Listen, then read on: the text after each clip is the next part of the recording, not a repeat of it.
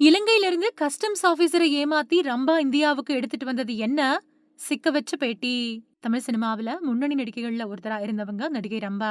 உள்ளத்தை அள்ளித்தா, செங்கோட்டை, அருணாச்சலம், நினைத்தேன் வந்தா, என்றென்றும் காதல், மின்சார கண்ணா மாதிரியான ஏராளமான படங்கள்ல நடிச்சிருக்காங்க.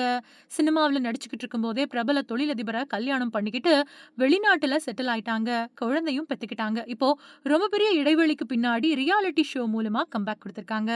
அதோட சினிமாவிலயும் வாய்ப்புக்காக காத்துக்கிட்டு இருக்காங்க.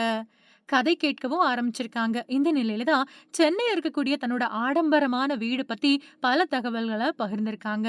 இலங்கையைச் சேர்ந்த தொழிலதிபர கல்யாணம் பண்ணிக்கிட்டு கனடாவுல செட்டில் ஆன ரம்பா, எப்போ லீவு கிடைக்குதோ அப்பதான் சென்னைக்கு வந்து தங்குவாங்களாம். இப்போ தனியா டிவி சேனல் நடந்துட்டு வரக்கூடிய டான்ஸ் நிகழ்ச்சி ஒண்ணுல நடுவரா கலந்துக்கவும், மூவி சான்ஸுக்காகவும் சென்னைக்கு வந்திருக்கிறதா சொல்லியிருக்காங்க. தன்னோட வீட்டுல ஒவ்வொரு விஷயங்களையும் பார்த்து பார்த்து செதுக்கியிருக்காங்களாம் ரம்பா.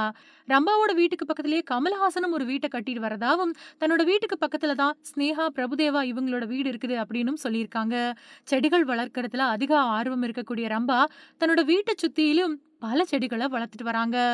கருவேப்பிலை செடி, செம்பருத்தி செடி, மருதாணி செடி, துளசி செடி மாதிரியான செடிகள தான் நட்டு வச்சிருக்கிறத பத்தி சொல்லியிருக்காங்க. அதே மாதிரி விமானங்கள்ல வெளிநாட்டுல இருந்து செடிகள் எடுத்துட்டு வர அனுமதி இல்ல. ஆனா ரம்பா இலங்கையில இருந்து மருதாணி செடிய கொண்டு வந்திருக்கிறதா சொல்லியிருக்காங்க. அதாவது ஒரு பாட்டில்ல தண்ணி நிரப்பி அதுல மருதாணி செடியோட வேர சின்னதா வெட்டி எடுத்து போட்டு கொண்டு வந்ததா சொல்லியிருக்காங்க.